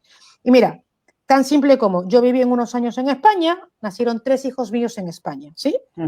Son españoles porque nacieron allí, pero son peruanos como la papa. ¿No? ¿Por qué? Porque en casa siempre se ha comido comida peruana, siempre se ha escuchado música peruana, y entonces ellos se sabían peruanos. ¿Por qué? Porque la identidad nacional se funda, se trabaja en familia, ¿sí? Si destruyes la familia, destruyes la identidad nacional. Si destruyes la identidad nacional, adiós idea de nación-estado, y la planadora globalista camina como está caminando, como mantequilla, ¿no? Y es lo que tenemos que darnos cuenta, o sea, tenemos que mirar el bosque, Agustín, tenemos que reaccionar. Lo decía, ¿qué hacemos? Pues hagamos política, los que estamos llamados a hacer política, informémonos los que no quieren hacer política, pero que quieren dar la batalla cultural, porque lo peor que puedes hacer es intentar debatir ideas, ¿no? Sí. Simplemente sin información, sin datos. Yo ahora que debato con muchas chicas de izquierda, ¿sí? Por esto de la campaña, entonces todos los días hay debates y tal. A mí me hace mucha gracia cuando ellas empiezan con el tema de la nueva constitución, con un pacto social, donde los pobres sean llamados en la constituyente y que junto con el pueblo y con los pobres redactemos la nueva constitución. Pues claro, a mí digo, oye, ¿para qué demonios un experto en derecho constitucional va a intervenir si tú vas a traer a un campesino a redactar la constitución? ¿Dónde estamos? O sea, estamos hablando de unas cuestiones que son muy importantes y trascendentes, se sientan en toda la corriente constitucionalista, en toda la corriente del derecho. ¿Por qué?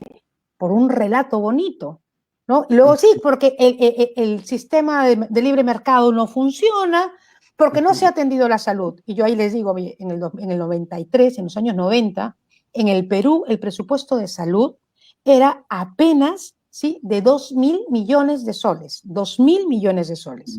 El año pasado, nuestro presupuesto en salud, en el 2020, ha sido de más de 15.000 millones de soles. Es decir, se ha multiplicado por 7. Esto gracias al modelo económico. Y ahí es donde yo les digo, pues, dato mata al relato. Por eso es tan importante estar informados. Y la labor que tú haces, Agustín, es impresionante, porque es efectivamente dar estos contenidos para que la gente se entere, escuche, sepa y luego pueda debatir y rebatir. Mirá, bueno, gracias, Juliana. Vos sabés que me ha gustado esto que vos dijiste de que para debatir es muy importante uno estar listo para debatir, porque el efecto del debate no es tanto lo que uno genera en la otra persona, sino en los que están escuchando por fuera de la comunicación directa y están mirando ahí, por ejemplo, te tocó debatir en el curso, en tu aula o en tu espacio laboral con un compañero, con un profesor, con quien sea, o incluso hasta con, qué sé yo, tu jefe, y lo más importante es qué van a pensar los que están escuchando, ¿no? Porque cambiarle la cabeza a quien está debatiendo es muy difícil, pero siempre hay sujetos por fuera que están mirando eso. Entonces, cuando uno no está listo para debatir y quiere debatir sin tener ninguna información ni ninguna función para hacerlo, termina saliendo el tiro por la culata. Es decir, no es que, bueno, no hice bien, no, hiciste mal. No es simplemente que no hiciste bien, sino que probablemente hiciste mal.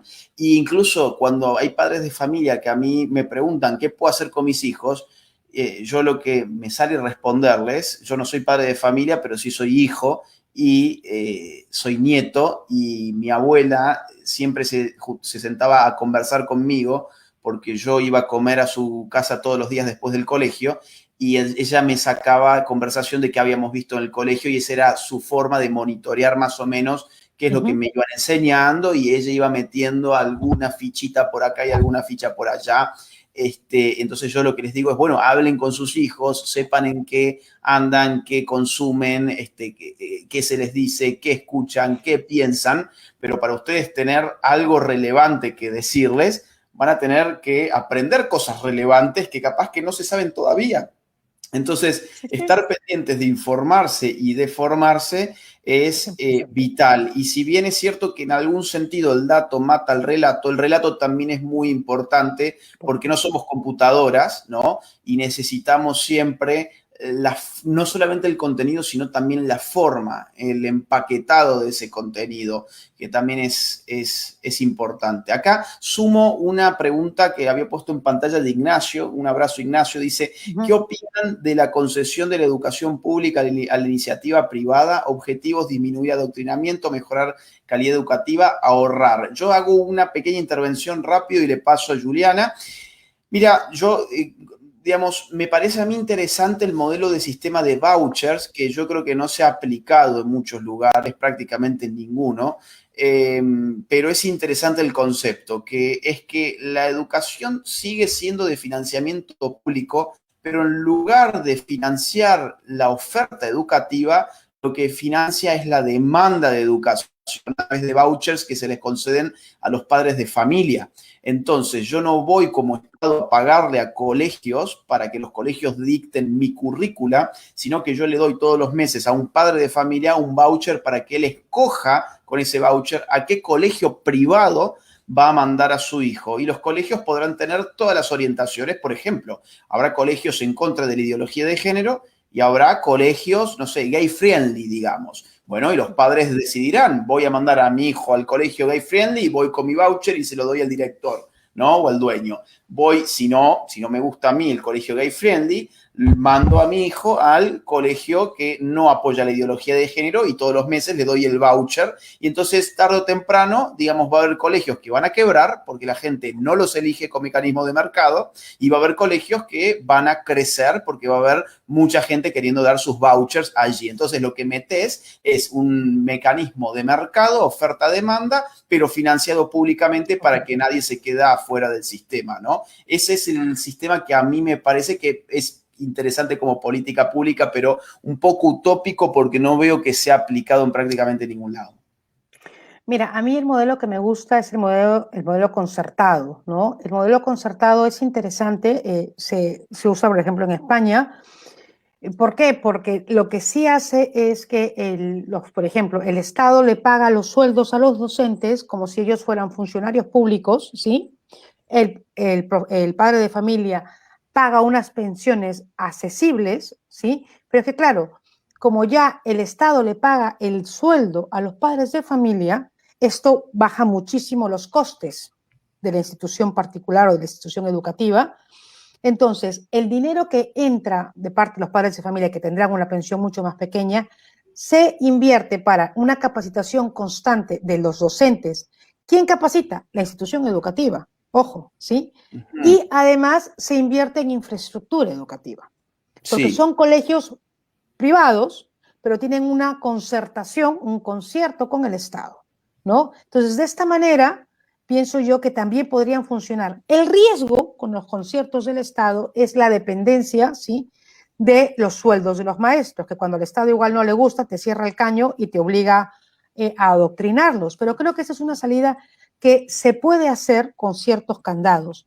La privatización del todo de la educación es una utopía, ¿no? En un país, además, como el nuestro, bueno, como el mío, ¿no?, donde los niveles de pobreza son tan grandes, donde el déficit de infraestructura es tan grande, donde las escuelas que hay no tienen saneamiento, Agustín, escuelas sin agua, escuelas sin luz, escuelas sin desagües. O sea, es todavía, hay muchísimo en la brecha, pero creo que sí tenemos que potenciar la escuela privada, pero no en detrimento de la escuela pública, que es lo que plantea siempre la izquierda, ¿no? Sí. La izquierda lo que quiere es igualarnos, pero a la baja. Sí. Desaparecer la escuela pública para que todos estemos en el nivel privado, desaparecer la escuela privada para estar en el nivel público, y esto al final los más perjudicados son los niños, sin lugar a duda.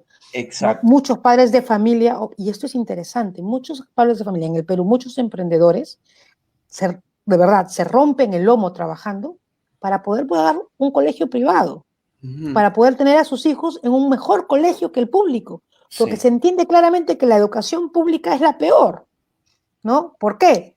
Porque no se invierte, porque el dinero va, al menos en mi país, en consultorías inútiles, ¿sí? O sea, hay que hacer una consultoría para ver si vamos a, no sé, pues, el logo, por Dios, ¿cuánto cuesta no, 500 millones, ¿no? O medio millón, no puede ser, o sea, no puede ser. Entonces, y luego no se ejecuta el gasto en infraestructura, no se ejecuta una capacitación docente adecuada. Peor ahora, si ahora los docentes les van a capacitar, ¿para qué? Para el enfoque de género, o sea, ahí hay que tener mucho más cuidado, ¿no? Bien, bien. Bueno, Juliana, mira, nos hemos pasado 20 minutos, sí. Han quedado temas en el tintero, teníamos otras cosas más para hablar. Yo quiero, si te parece, a ver, cerramos con el tema de las encuestas, cómo vienen las encuestas, cómo han venido creciendo, a ver qué me puedes contar al respecto. Mira, ha salido la semana pasada una encuesta en CIT, ¿sí?, que ponía a Rafael López Aliaga con 16% de intención de voto en Lima Metropolitana. Primero. Primero y con 16% de voto, es decir, a como 7 puntos más arriba del segundo, ¿sí?, en intención de voto en Lima. Hay que decir que en Lima se concentra casi un tercio de los votantes, ¿sí? Entonces, este es un dato importante, ¿sí? Define muchísimo, pesa muchísimo en la carrera electoral el voto en Lima. Y luego ha salido eso ha salido el fin de semana, ¿no?, o el lunes, y ayer ha salido otra encuesta de Datum, ¿sí?, que también es importante decir quién es la encuestadora, porque de sesgo izquierda, ¿sí?, de sesgo progresista, que como tú lo has dicho, durante muchos meses Renovación no aparecía. Rafael López Aliaga era un no habido, ¿no? Estaba siempre en otros. Sin embargo, sí, no les ha quedado ya desde febrero. Primero aparecía en las encuestas con un 3%, luego ha aparecido en las encuestas con un 7%, y este datum, ¿no?, esta encuesta ya arroja que hay un supuesto empate técnico, ¿sí? El primer puesto iría con 10%, 11% de intención de voto, y detrás hay tres candidatos, entre ellos Rafael, con 8%. ¿Cuál es el dato interesante? Que las personas con las que está van de caída, ¿sí?, es decir, en franco descenso en intención de voto, que Renovación Popular va de subida. Hemos ganado 5 puntos el último mes y se prevé que subamos 5 o 6 puntos más en lo que queda de marzo y bueno, terminar de hacer el sprint en abril, ¿no? Ahora mismo Rafael ha regresado hoy de una gira de llevar la campaña en el norte del país, en Piura, que Piura es el segundo bolsón de votos más grande e importantes en el Perú. Entonces tenemos claridad que la ola celeste ya dejó de ser ola, se ha vuelto tsunami, ¿no? Es imparable, Agustín. O sea, las muestras de afecto que recibimos en las redes sociales. A mí me escriben todo el tiempo. Yo tengo una página web, ahí está mi teléfono, ¿no? Mi teléfono personal, y es un mensaje tras otro todo el día de estoy contigo, mi familia va a votar por ti, mis amigas van a votar por ti, mis amigas de la promoción. Entonces, esta, que lo vivo yo, es mucho más macro con Rafael a nivel nacional, ¿no? El lenguaje claro, el mensaje directo, el poner la agenda de las prioridades de la nación por delante. Hambre cero, salud, seguridad ciudadana, conectividad, lucha contra la pandemia. Por amor a Dios, o sea, no es prioridad los mandiles rosados, ¿sabes? O sea, no es prioridad. La gente quiere comer, la gente quiere trabajar, reactivación económica. O sea, dejémonos, ¿sí?, de una agenda globalista superflua que no va a ayudar. Y claro, muchos dirán que Rafael es como duro, como confrontacional, pero es que lo que realmente pasa es que se está diciendo las cosas claras. Y lo que más duele y más roncha saca es cada vez que él dice, el 28 de julio Odebrecht se va del país. Claro. ¿No? Ya, es que mucha gente, Agustín, y aquí no entiende la trascendencia de Odebrecht. O sea, Odebrecht no solamente es una empresa corrupta, sino que es una financista directa de lo que era el Foro de Sao Paulo. Exactamente. O sea, ahí hay una conexión muy grande con el globalismo y esta agenda. Por eso es que tiemblan cada vez que lo dicen, ¿no?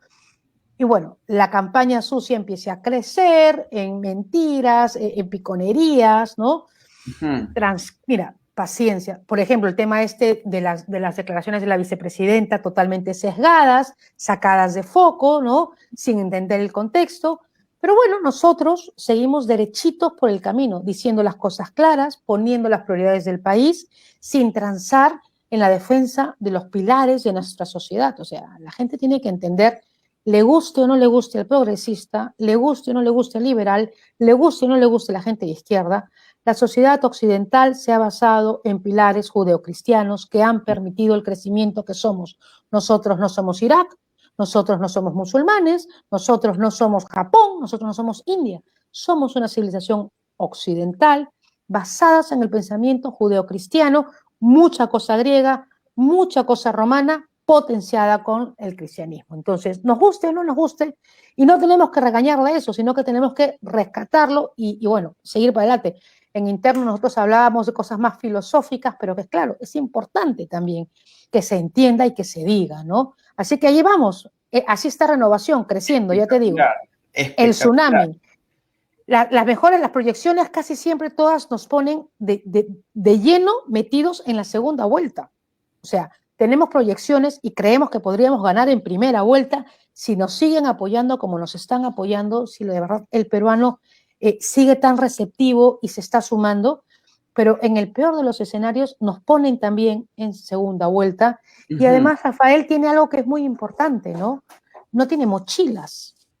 Entonces una cosa que yo además le digo muchísimo, sobre todo a los morados, ¿sí? Les digo, bueno, ustedes vean por quién quieren elegir, por alguien que tiene y que da 10.000 puestos de trabajo directos y 100.000 puestos de trabajo indirectos, como Rafael López Aliaga, o quieres elegir al candidato morado que dijo públicamente que es un mantenido y que es orgulloso de ser mantenido y que cuando además estaba con la trampa y se incendió el departamento, ¡pum!, salió corriendo, ¿no? Entonces dices, oye, ¿a quién le vas a dar el esto de la nación? ¿A quién? Y el que sigue, que es el señor Lescano, ¿no? Que también allí es preocupante. Este señor tuvo hace 2 años denuncias por acoso sexual, ¿no? Entonces, hay que pensarlo bien, hay que ser reflexivos y de verdad buscar la mejor opción. Agustín, no sabes lo importante que son estos espacios en los que se pueda uno expresar, conversar y darnos cuenta que Renovación Popular tiene propuestas claras, ¿sí? Propuestas reales, que queremos hacer política limpia, que llevamos gente preparada, ¿no? Y que más allá de eso, ¿no? Esperamos que los jóvenes, a mí me gusta decir jóvenes como tú, como yo alguna vez fui, ¿no? Ya no soy tan joven, ¿no? Bordeo los 40 años y 9 hijos, con lo cual ya he caminado y he rodado, pero creo que se puede hacer y se debe elevar el nivel político en el Perú, el nivel de debate. Esta conversación ha sido una muestra de un nivel político que está elevándose, por lo menos con la presencia de Renovación Popular, porque generalmente, te digo que yo he conocido muchos políticos y yo generalmente no traigo políticos al canal, salvo algunas excepciones, porque en general siempre dicen más o menos lo mismo. La verdad es que están ahí porque lo que quieren es un puestito como este que dijiste recién, que era un mantenido del Partido Morado. Y no mucho más que eso, ¿no? No hay una vocación, no viven para la política, sino que viven de la política, que es distinto, ¿no? Esto ya lo marcaba Max Weber. Entonces, mirá, a mí se me ocurre, como para dar un cierre, que esta marea que se está convirtiendo en un tsunami y que existe alguna posibilidad de ganar en primera vuelta y que eso sería muy importante porque van a jugarle muy sucio a todos ustedes, les van a jugar muy sucio porque van a poner todo lo que haya que poner para que no ganen una opción antiglobalista como la de ustedes, una opción antiprogresista como la de ustedes. Ojalá que puedan ganar en primera vuelta y para eso, ya que hablábamos hoy y que concentramos gran parte de esta charla en el enfoque de familia, qué interesante sería también aplicar un enfoque de familia a la hora de ir a las urnas, ¿no? Qué interesante sería que las familias voten, como en algún momento de la historia se hizo, que era que la familia votaba en bloque. La familia vota esto, ¿no? Nos sentamos a conversar con nuestros hijos que ya tienen edad para votar, con nuestros hermanos que votan, con nuestros sobrinos, con nuestros tíos, con nuestros padres, con nuestros abuelos. Llevamos a los abuelos a votar, además, porque yo no sé, pero no sé cómo será allá, pero por ejemplo en Argentina, donde el voto es obligatorio, los que no suelen ir a votar son los más ancianos porque ya quedan eximidos de hacerlo, o en general ya no tienen muchos incentivos para hacerlo porque han visto que la política en toda su vida siempre fue la misma porquería y dicen, ¿para qué voy a gastar el tiempo que me queda todavía de vida en ir a votar? Bueno, en este momento es importante ir a votar y, digamos, votar bien y aplicar un enfoque de familia a la hora de ir a la urna, ¿no? Ir todos juntos, votar como equipo, que la familia sea un equipo y no una suma de individualidades dispersas, sino que haya una sinergia familiar que la conviertan en un espacio político, ¿no? La familia también es un espacio político, en el sentido en que hay fuerza política allí donde más de una persona está reunida, ¿no? Entonces, ojalá que esto pueda seguir creciendo. Yo le quiero contar y aprovecho a la gente que vos vas por la lista Renovación Popular con el número 12.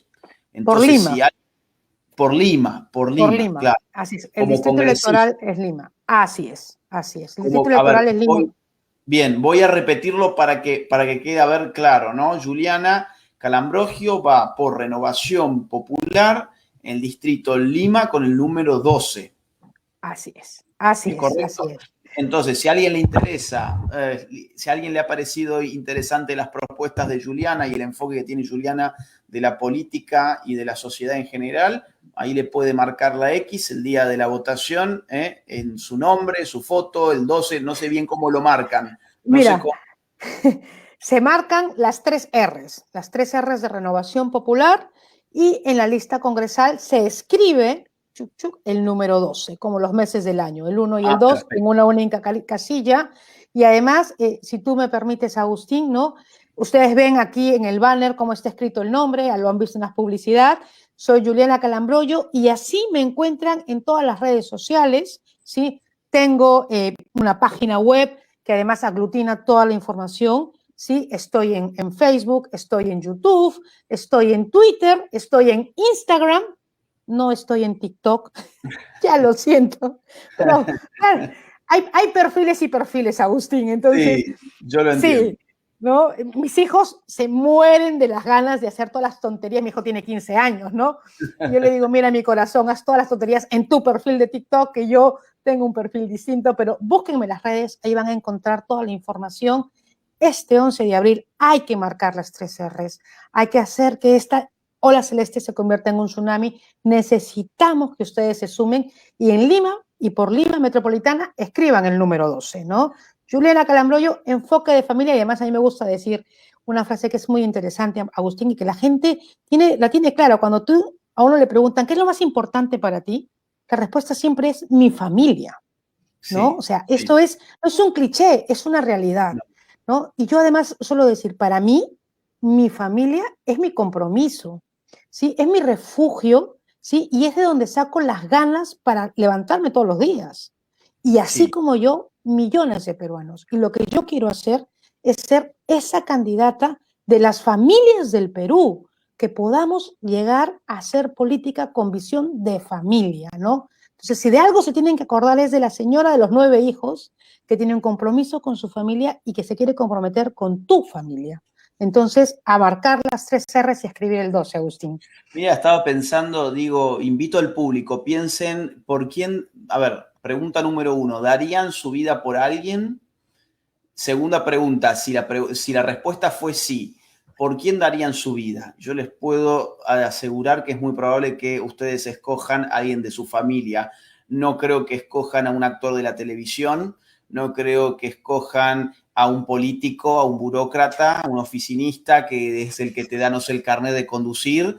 No creo que elijan ni siquiera al vecino. Lo más probable es que si alguien de ustedes daría la vida por otra persona, esa otra persona sería un miembro de su De la familia. familia. Entonces, Así ¿cuánto hay es. que defender la familia? Si daríamos la vida por miembros de la familia, hay que defender la institución, porque eso significa que la institución familiar es probablemente la institución más importante de nuestras vidas y es la institución contra la cual se está metiendo el Estado, instruido por un poder que está por fuera del Estado, que es el poder de las organizaciones internacionales, que están restando soberanía a nuestras naciones, que están destruyendo a nuestra patria a través de la destrucción de nuestras familias. Acá dice SC, vamos porqui, y nos manda unos iconos de un cerdito y una ola celeste. Hola.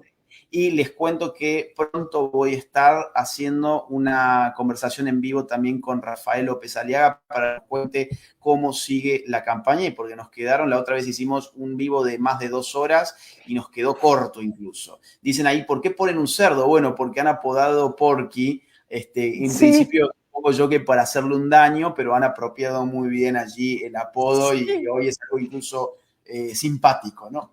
Es algo Así bastante es, así es.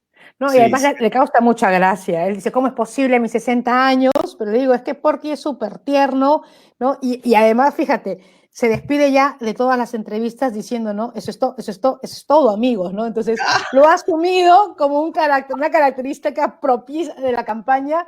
Es impresionante. Y claro, querían hacer un daño, pero es que al final esto ha potenciado muchísimo, ¿no? Le gritan a Agustín en las caravanas de la esperanza cuando él viaja, ¿no? Les gritan, tío Porky. O sea, la gente ya lo ha identificado, pues, y de verdad que nos hace mucha gracia, porque es que es eso, o sea, Rafael es eso, o sea, es una persona decente, es una persona transparente, es una persona preparada, es un empresario exitoso, que lo deja todo por la política, sí. ¿no?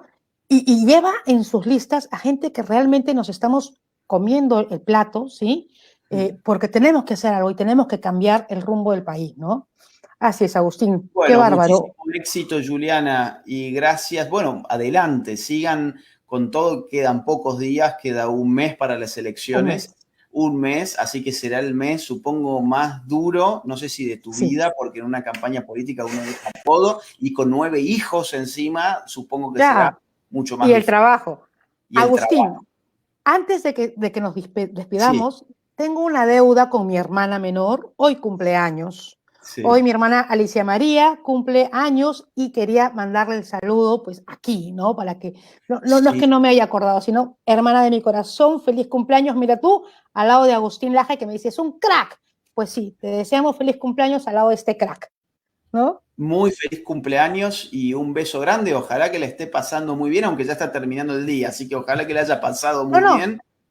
Así es, y además en pandemia no se puede hacer nada, estamos prohibidas de las celebraciones, o sea, la Gestapo de la familia, ¿no? Que Claro, es, oye, podemos ir, no sé, al supermercado, podemos ir a las colas en los bancos, pero no nos podemos reunir en familia, Agustín, es que es qué la, bárbaro, vamos, qué es bárbaro. la ideología por sobre todo. Nada, Increíble. Bueno, y, así, y sí se podía salir a manifestar cuando a la prensa le convenía que cierto presidente deje de serlo, ¿no? Ahí ya así no es. había pandemia, más o menos lo que pasó en Estados Unidos con Black Lives Matter, ¿no? Oh, Eso estaba exacto. muy bien hacerlo y otras cosas no estaban nada bien, Sí, tener claro. una vivencia pública.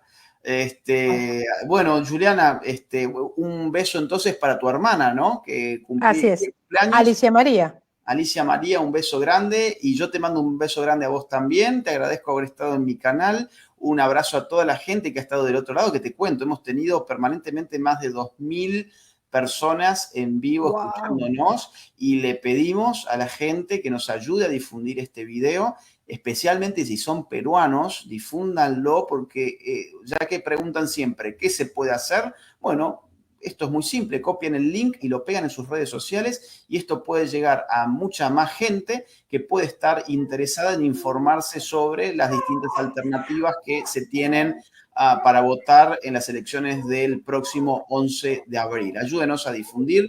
Juliana, gracias de nuevo y te mando un beso grande. Gracias a ti, Agustín. Un beso grande para todas las personas que nos han escuchado. A dar like, a compartir, a comentar. Y nada, esta lucha sigue. Esto no es una actitud triunfalista. Tenemos que seguir trabajando hasta el último día, hasta el 11 de abril, porque tenemos que cambiar el país y la política. Y esto empieza pues con algo tan simple como compartir y dar like. Muchas gracias, Agustín. Ha sido de verdad para mí un gusto conversar contigo. Y bueno, pues Dios mediante, podrás invitar a una congresista después a tu canal. ¿Quién sabe? Excelente, Yo ojalá, siempre dispuesta. Claro que sí. Un abrazo, ojalá que sí. Agustín. Y acá Claro que lo sí. último, voz de uno que clama. Dice Agustín Laje, Manuel Milanes te necesita en su directa, escríbeme al y no me aparece El nada más. número. Bueno, yo te agradezco mucho y agradezco mucho a toda la gente que ha mandado sus super chats, que es una contribución al canal, a mi trabajo, a mantener estos videos y a los que también quieran sumarse a mi Patreon, lo voy a dejar en la descripción del video para aquellos que quieran colaborar con lo que yo hago. Un beso, Juliana, y bueno, hasta la próxima. Espero que la próxima te encuentres sentada en el Congreso. Con una curul. Chao, Agustín.